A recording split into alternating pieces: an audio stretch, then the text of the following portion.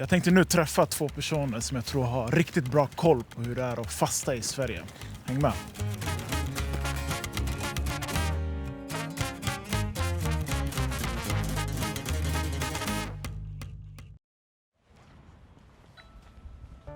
Hej, hej! Hej, Hej, välkommen. Hej! Hej, hej! Liban. Hej, Liban. Välkommen hit.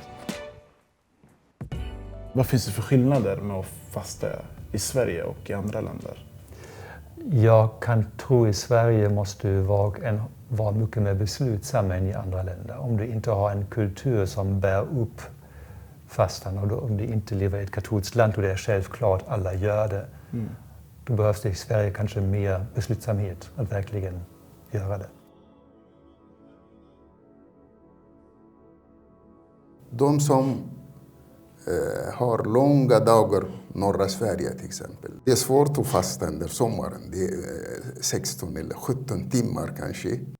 Men under vintern det blir några timmar.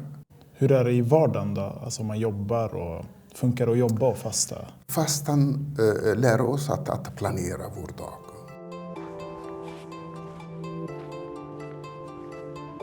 Religion är inte enda anledningen till att svenskar fastar. Många gör det även av hälsoskäl eller för att ta tillbaka kontrollen över sina liv.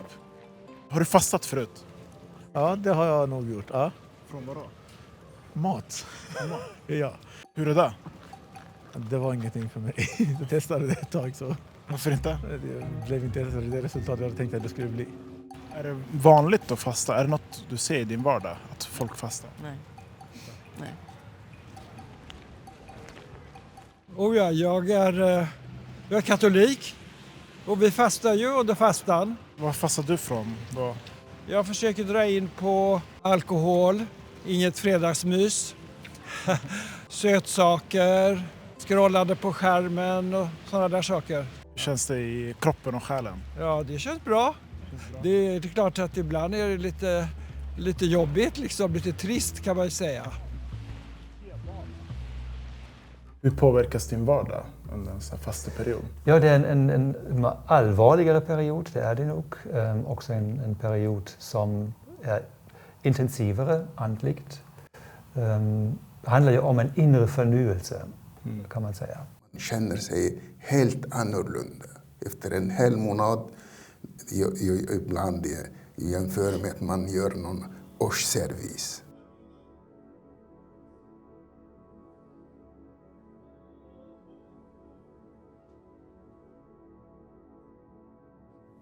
Att fasta kan handla om att säga nej till något man vill ha nu. Typ som en bulle eller tobak, mobilen. För att få någonting man behöver längre fram. Typ som lugn, fokus eller tacksamhet. Och jag tror inte att det här är en ny trend. Fastan har varit en del av svensk kultur i över 1000 år.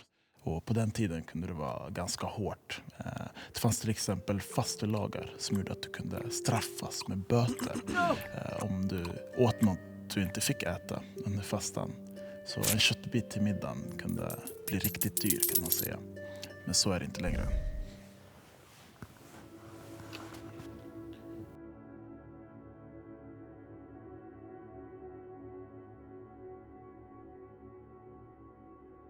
Varför fastar du? Fastan är en av de viktigaste plikterna i islam. Kanske 2 anledningar. Den första är att jag fastar för att bli fri från till exempel något som är oordnat eller beroende. Och den andra sidan, jag vill bli fri till att göra annat till Gud och till exempel nödlidande. Vi lär oss ödmjukhet, medkänsla, kärlek. Många fina egenskaper man lär sig.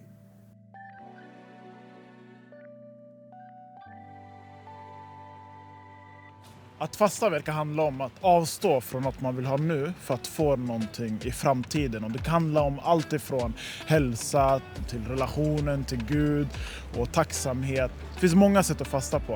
Och jag hoppas ni lärt er lite om hur det är att fasta i Sverige. Och kommentera ifall det finns något du har fastat från. Så ses vi i nästa avsnitt. Hej då, ha det bra!